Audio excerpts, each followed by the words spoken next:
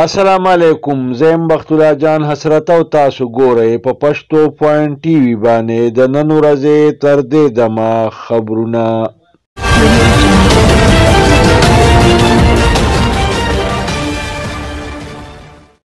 د ټولو اول سر خبرونه.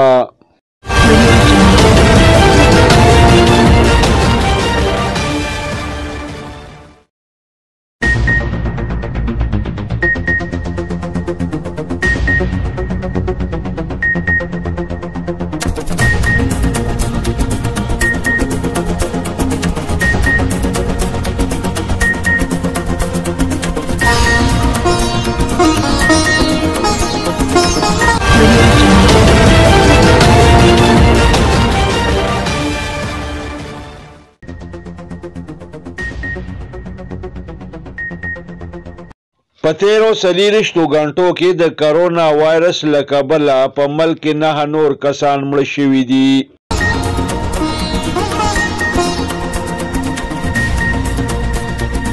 په رایوند کې جاري تبلیغي اجتماع سر ته ورسېده. د مذهبي چارو وفاقي وزیر پیر نورالحق قادري په خیبر کې قومي عید میلاد النبی ته وینا وکړه.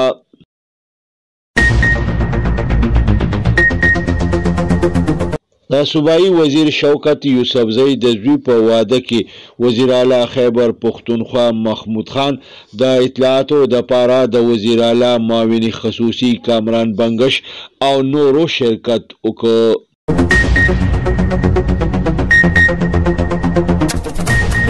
په کراچۍ کې د پاک سرزمین پارټۍ سربراہ مصطفی کمال جلسه عام ته وینا کړې ده.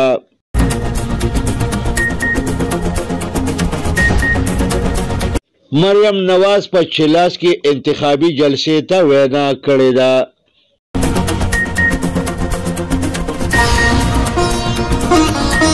بلاول بټو زرداری په هنزا کې انتخابي جلسې ته وینا کړې ده.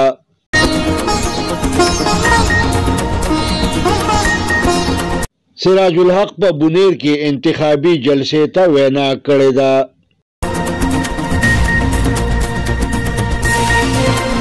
د پیپلز پارټۍ مرکزی مشر قمر زمان کایرا ته کرونا وایرس ولګېده.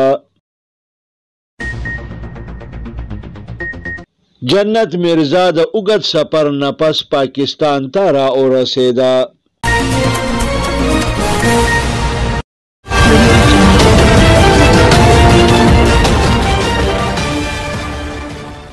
او اوس د دې خبرونو تفصیل.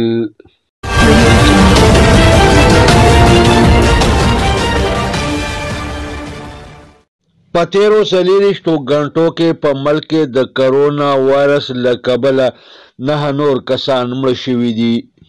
دغه رنګې په تیرو څلېرویشتو غنټو کې په ملک کې 1650 نوي مریضان ریکارډ شوي دي.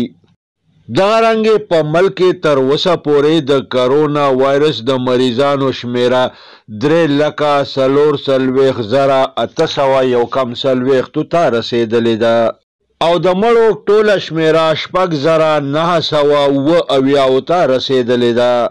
په ملک کې تر اوسه پورې د کرونا وایرس د فعال کیسونو شمیره 18,981 شوه. دغه رنګې تر اوسه پورې د کرونا وایرس نه 3,18,881 مریضان صحتیاب شوي دي. په رایوند کې جاري تبلیغي اجتماع سر ته ورسېده. بارتي علم دین مولانا ابراهیم اختتامي اجتماعي دعا وغوښته او دغه رنګې دا بابرکته روح پرور اجتماع ختمه شوه.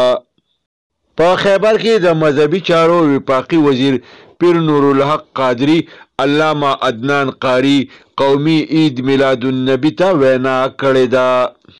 د صوبایي وزیر شوکت یوسفزۍ د زوی په واده کې د خیبر پښتونخوا وزیر اعلی محمود خان د وزیر اعلی د اطلاعاتو دپاره معاون خصوصي کامران بنگش او د پی ټي آی نورو مشرانو شرکت وکړ.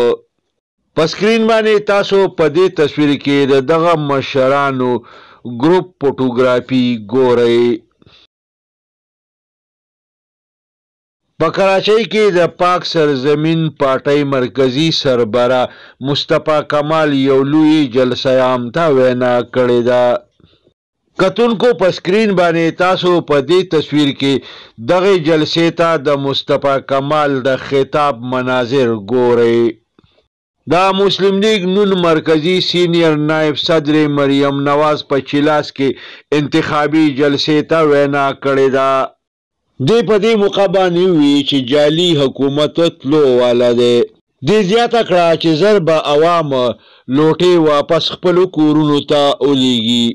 دا ځل اپوزیشن قصد کړی دی چې نیازي او پی ټي آی به نور حکومت ته نه پرېږدي. دا پیپلز پارټۍ مرکزی چیرمن بلاول بټو زرداری په هنزا کې انتخابي جلسې ته وینا کړې ده. دا په دې موقع باندې ویلي دي چې په اپوزیشن کې د حکومت په لرې کولو باندې هیڅ اختلاف نشته. اپوزیشن جماعتونه متحد دي او د نیازي حکومت به ضرور لرې کوي. دا جماعت اسلامي مرکزی امیر سینیټر سراج الحق په بونیر کې انتخابي جلسه عام ته وینا کړې ده.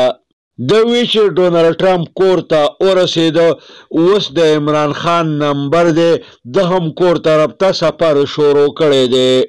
د ملک خلک د حکومت خلاف را پاسېدلی دي او دا حکومت نور نه پرېږدي.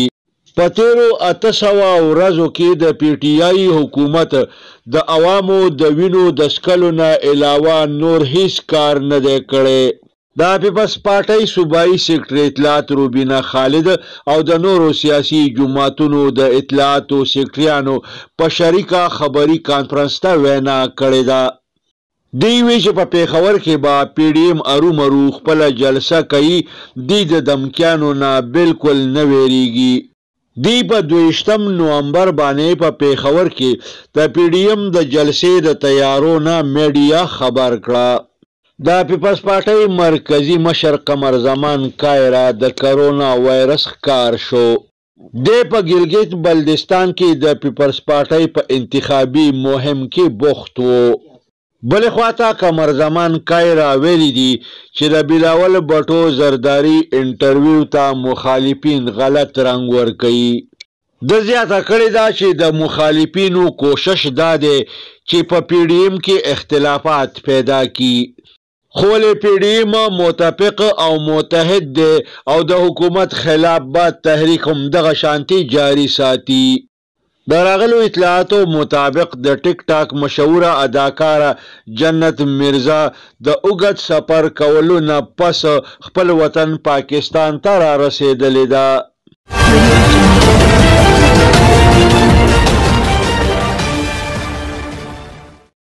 د سره د نن خبرونه پای ته رسي.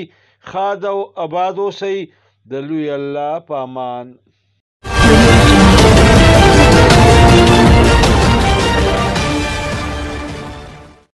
پښتو پوینټ ټي وي سبسکرایب کړئ.